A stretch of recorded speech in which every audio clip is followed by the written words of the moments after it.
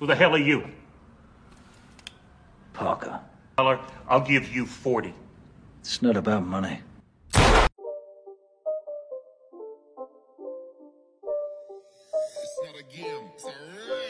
Halo guys, selamat datang kembali di channel Bro View. Bagaimana kabar kalian semua? Semoga dalam keadaan sehat selalu dan diberi kelancaran dalam segala aktivitasnya. Masih bersama saya Stephen yang akan menjelaskan alur cerita filmnya. Kali ini saya akan menjelaskan alur cerita film yang berjudul Parker. Film ini mengisahkan tentang Parker. Dia adalah pencuri profesional yang hidup dengan kode etik pribadi, yaitu jangan mencuri dari orang-orang yang tidak mampu dan tidak menyakiti orang-orang yang tidak layak mendapatkannya. Namun di misi terakhirnya, kita lihat saja nanti. Seperti apakah kisahnya? Langsung saja, sebelum masuk ke ceritanya seperti biasa siapkan apa? Ya tentunya kopi dan Nutbray untuk menemani kalian dalam menonton alur cerita film ini. Dan sekarang kita masuk intro.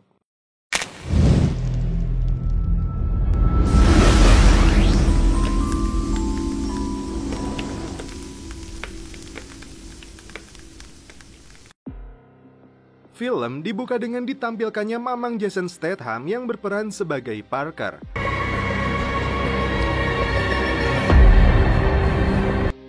Dalam acara Ohio State Fair, Parker menyamar menjadi pendeta untuk melakukan perampokan uang dari tiket pengunjung yang mencapai $1 juta. Dia bekerja sama dengan 4 perampok lainnya. 2 orang menyamar menjadi badut, 1 lagi sebagai polisi, dan 1 lagi bertugas mengalihkan perhatian. Uang hasil tiket itu dibawa ke sebuah ruangan yang dijaga sangat ketat. 2 badut itu menyelinap melalui kolong. Saat petugas membuka pintu, Parker beralasan ingin menitipkan kopernya. Padahal 2 badut itu langsung menodong mereka semua. Parker memintanya untuk tenang dan mengajaknya bicara untuk membahas pacar si Ben. Sementara itu, api yang membakar tumpukan jerami mendekati tumpukan tabung gas. Mereka membuka paksa berangkas yang berisi uang tunai $1,5 juta. Rencana perampokan ini bermula saat Parker berkumpul dengan pacarnya Claire dan ayahnya Harley. Harley memperkenalkan 4 perampok itu untuk bekerja sama dengan Parker. Akibat ledakan gas itu, situasi Ohio State Fair menjadi kacau. Kesempatan itu dimanfaatkan para perampok ini untuk memasukkan uang curian mereka ke dalam mobil. Sesampainya di tempat pertemuan, Parker melayangkan pukulan kepada Hardwick. Itu dia lakukan karena ledakan itu mengakibatkan beberapa orang terluka dan polisi kini mengejar mereka. Padahal Parker sudah memintanya untuk membakar jerami jauh dari keramaian orang. Saat dalam perjalanan, Melander punya rencana lain yang jauh lebih besar. $200.000 masing-masing yang mereka dapatkan hari ini akan dijadikan modal. Dalam perampokan selanjutnya, dia menjanjikan 1 orang bisa mendapatkan $2 juta. Parker ingin tetap pada rencana awal, jatahnya dia ambil dan tidak ingin ikut lagi dalam rencana mereka selanjutnya. Karena Parker tetap menolak, inilah yang terjadi.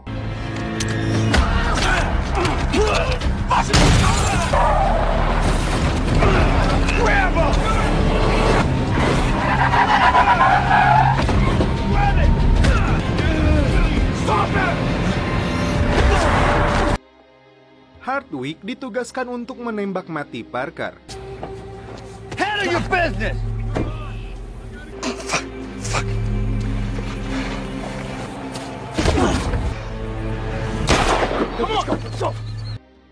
Sementara itu, Ben diinterogasi oleh pihak kepolisian. Dia mengaku perampok yang menyamar menjadi pendeta itu tidak mengatakan apapun.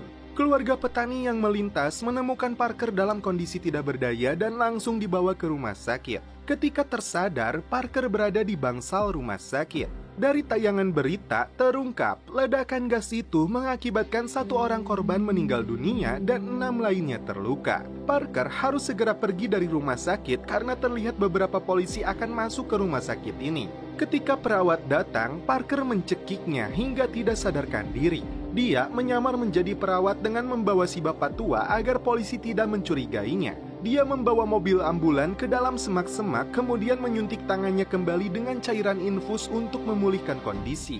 Parker kemudian menyelinap masuk ke kamar hotel milik para perampok untuk mengambil pakaian dan senjata milik mereka. Tak sulit bagi pencuri profesional ini untuk mendapatkan mobil baru.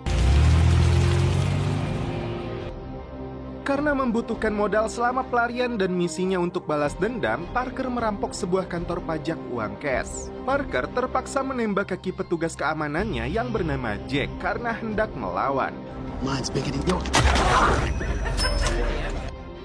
Parker berhasil masuk dan merampok uang tunai di kantor ini. Sebagian uang itu digunakan Parker untuk membuat identitas baru dari mulai KTP, SIM hingga paspor. Parker kemudian menghubungi Howard dan menjelaskan tentang masalah yang terjadi. Harley merasa bersalah, terlebih dia baru mengetahui Melander bekerja sama dengan mafia besar dari Chicago yang bernama Dan Ziegler, orang yang dianggap sangat berbahaya. Dan Hardwick adalah keponakan dari Dan Ziegler. Malam hari, Parker datang ke sebuah bar milik Bobby, kakak dari si Hardwick. Tanpa basa-basi, Parker langsung menghajar seorang petugas keamanan dan mengancam si Bobby untuk menyebutkan lokasi adiknya itu.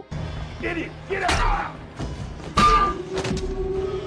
Who are these fucking guys? Relax, man. Now don't tell me to relax, you understand? Tell me where they are, I'll get out of your hair. Do you have any concept? Dalam kondisi tercekik, Bobby menyebutkan bahwa Hardwick berada di Palm Beach, Florida. Sebelum berangkat ke Florida, Parker meminta Claire dan Harley untuk berlindung sementara waktu. Early, time for a vacation. Scene berpindah ke Florida. Terlihat janda boy bernama Leslie yang diperankan oleh Jennifer Lopez. Dia berprofesi sebagai sales real estate. Di sebuah lokasi, 4 perampok pimpinan Melander tengah mempersiapkan rencana besar mereka. Hardwick terkejut saat mendapat kabar dari Bobby bahwa Parker masih hidup dan kini sedang mengejar mereka. Melander langsung marah, padahal kala itu Hardwick sudah menembaknya. Dia langsung meminta bantuan pamannya Dan Ziegler untuk mengutus pembunuh profesional. Harley meminta Claire untuk berkemas. 10 menit lagi dia akan kembali untuk menjemputnya. Di luar dugaan, pembunuh bernama Kroll lebih dulu masuk ke rumah Claire. Claire yang menyadari ada penyusup segera turun melalui jendela. Sebelum kabur, dia menusuk ban mobil milik Kroll. Dalam kondisi ketakutan, Claire menghubungi Parker. Claire disuruh berlindung di kemah pemancingan ranca upas Ciwidey. Ketika Parker akan mengambil dokumen barunya dari Norte, terlihat 3 orang utusan dari Chicago berhasil mereka amankan. Watch out! Karena Norte tidak mau memberikan dokumennya, ini yang dilakukan Parker. On the floor.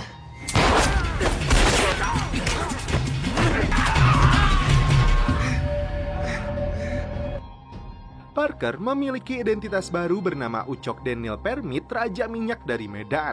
Norte dipaksa membunuh mereka bertiga dan senjata bersidik jarinya itu dibawa oleh Parker untuk jaminan. Why'd you stop?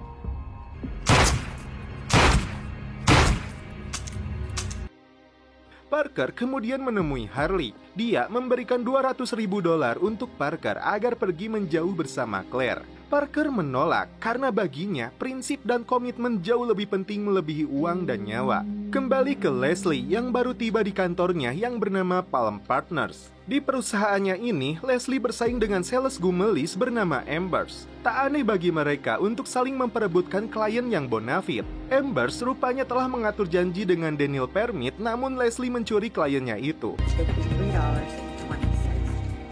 I can't believe you just stole her. Permit berperan layaknya miliarder dari Ekuador dengan bisnis minyak tanah dan pom mini. Mr. Parmit? Leslie membantunya mencari rumah real estate di kawasan Palm Beach. Permit mengaku memiliki koleksi rumah mewah di berbagai lokasi.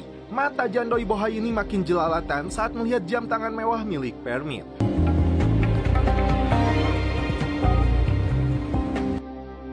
Selesai bertemu dengan Leslie, Parker memberi kejutan kepada pacarnya Claire, dan mereka pun celepot. Di keesokan harinya, Leslie kembali mengajak Permit berkeliling mencari rumah yang cocok dengan seleranya. Padahal Parker berniat mencari lokasi keberadaan 4 bandit yang dia incar. Parker mendapat petunjuk saat Leslie menunjukkan sebuah rumah yang terjual dengan harga $1,2 juta bulan lalu. Penasaran dengan identitas Permit, Leslie mulai menelusuri akunnya yang menunjukkan tidak ada aktivitas transaksi apapun.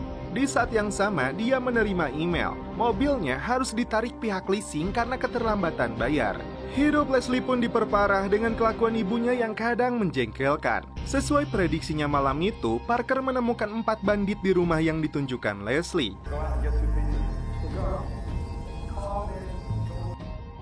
Saat mereka pergi, Parker menyelinap masuk. Parker menyimpan 2 pistol di bawah meja. Sementara itu, pembunuh bayaran yang ditugaskan Dan Ziegler menghabisi Norte.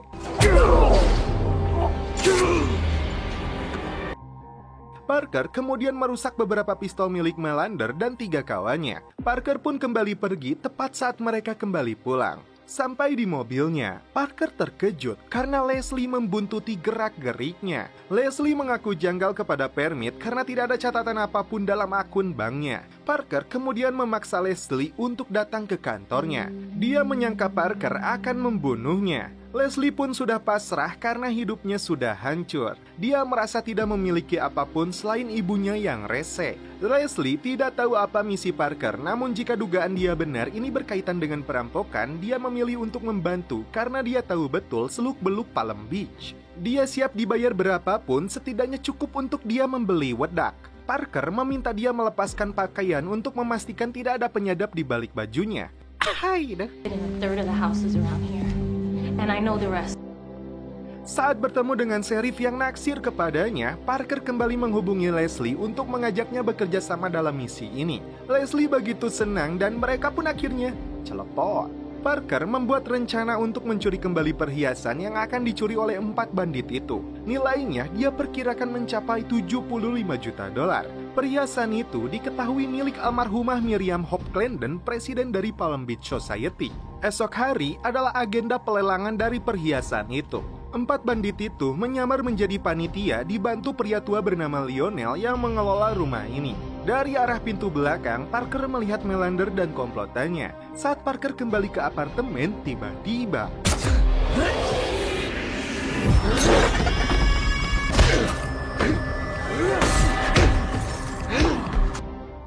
Parker berhasil melumpuhkannya, namun ternyata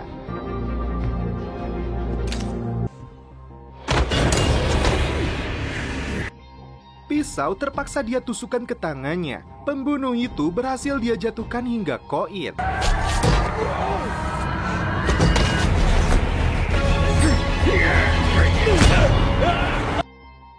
Pagi hari, Leslie yang baru bangun dari tidurnya dikejutkan dengan kedatangan sheriff. Dia meminta informasi tentang Daniel Permit. Leslie terkejut saat melihat bercak darah. Rupanya Permit bersembunyi di dapurnya. Setelah sheriff pergi, Leslie disuruh Parker menelepon seseorang dan bekerja seperti biasa. Ibu Leslie dengan baik hati membuatkannya sop ceker ayam. Saat Leslie kembali ke rumahnya, Claire terlihat sedang menjahit luka di tangan Parker. Leslie terkejut karena mereka langsung celepot. 4 bandit ini mulai melakukan rencana mereka. Pistol yang sebelumnya telah dirusak oleh Parker tanpa mereka sadari dibagikan. 3 orang bertugas menyamar menjadi damkar sedangkan Hartwig berada di atas kapal persiar. Saat Lionel menyampaikan kata sambutan di acara malam lelang tersebut, tiba-tiba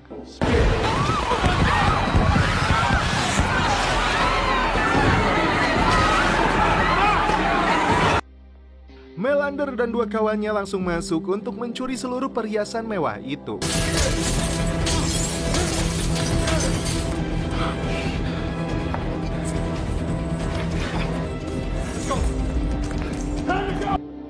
Mereka kabur melalui laut menggunakan alat selam kemudian naik ke atas kapal yang telah dipersiapkan. Di saat yang sama, Parker yang belum pulih tetap pada rencananya untuk menyelinap masuk ke rumah 4 bandit itu.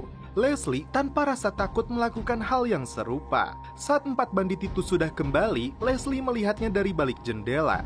Tak diduga, Hartwig menemukan Leslie dan membawanya ke dalam. Who the fuck are you? Who the fuck are you? Melander menduga wanita ini punya hubungan dengan Parker. Khawatir Parker berada di rumah ini, mereka berpencar untuk mencarinya.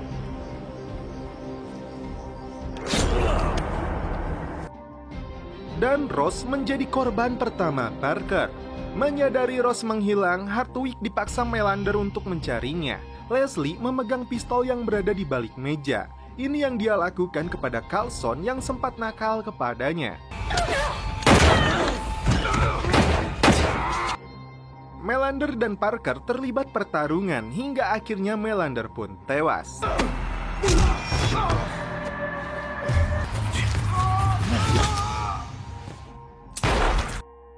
Hartwig yang menyandera Leslie terkejut karena senjatanya tidak bisa dia pergunakan. Perhiasan yang bernilai 75 juta dolar itu kini menjadi milik mereka. Parker meminta Leslie menyembunyikan perhiasan itu di lubang AC kantornya. 3 bulan lagi seseorang akan mengambilnya, kemudian Parker akan menjual perhiasan itu kepada seorang pembeli yang tepat. Leslie dipastikan akan mendapatkan jatah jutaan dolar. Dia sempat kecewa karena si Udin milik Parker jatahnya hanya diberikan kepada Claire. Dan ini aksi terakhir Parker kepada Dan Ziegler. Parker. It's not about money. 1 tahun kemudian, Leslie kegirangan mendapatkan sebuah paket yang berisi uang jutaan dolar yang dikirimkan Parker. Tak lupa juga untuk si bapak tua yang pernah berada di rumah sakit dengan Parker. Dan setelah itu film pun berakhir. Oke guys, bagaimana menurut kalian alur cerita film dari Parker ini? Penampilan Mamang Jason Statham lumayan bagus, walau tidak bisa dibilang bagus bila dibandingkan dengan peran-peran sebelumnya di Transporter atau Crank yang merupakan film sejenis. Menurut saya, sutradara kurang bisa membuatnya lebih maksimal dalam mengeksplorasi dirinya. Namun bisa dimaksimalkan kalau kalian nontonnya sambil meminum kopi. Suruput dulu.